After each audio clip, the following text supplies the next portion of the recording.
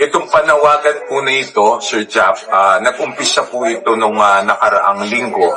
through the initiative po nung ating tutihing congressman ng 2nd District of Marikina, si Congressman Attorney Miro K. po. At siya po muling binuhay ang panawagan kasi po para sa kaalaman po ng lahat, 10 taon na po,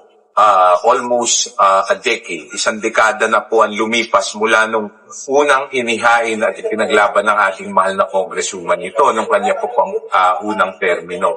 At nung nakaraang kongreso, 19th Congress, if I'm not mistaken, May 23, 2024, ito po ay pumasa sa ikatlong pandinig sa House of Representatives kung saan po ito ay umakyat na sa Senado, ngunit kinulang na po sa oras, mga ilang buwan na lang ang nalalabi at nagtapos na po ang 19th Congress, kaya po ito ay naibalik muli sa Kongreso at nung nabigyan ng pagkakataon ng ating mahal na congresswoman na muling mahalal at makapagsilbi muli, ay ito ang kanyang priority bill at rinifile ang Universal Social Pension. Ang status po nito, Sir Jack, sa kasalukuyan ay pumasa na po ito sa level ng komite at kasalukuyan na pong nasa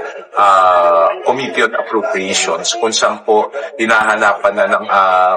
kanya pong parapatang pondo. Kaya po nananawagan po tayo itong milyong lagda para sa matatanda, Universal Social Pension ngayon na, ay wala na po tayong oras, Sir Jack, at 2 taon magtatapos na po ang 20th Congress. At muli, tayo po ay kakapusin sa oras kasi alam naman po natin ang proseso ng para po maisabatas ng isang panukala. Kaya po now more than ever, kailangan na po lahat ay magkaisa, magtulong-tulong at bigyan po natin ng rekognisyon ang ating mga nanay at tatay, lolo't lola sa matagal na po nilang hinihintay na karamihan po ay nakamatayan na rin. So sana po kami po ay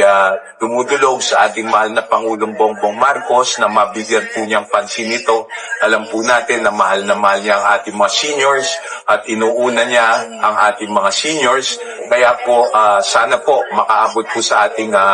mahal na Pangulo at ito po ay maisama sa kanya pong LEDAP, sa kanya ma-certify po as a priority bill para nang sa ganun po ay maisabatas na po ang Universal Social Pension.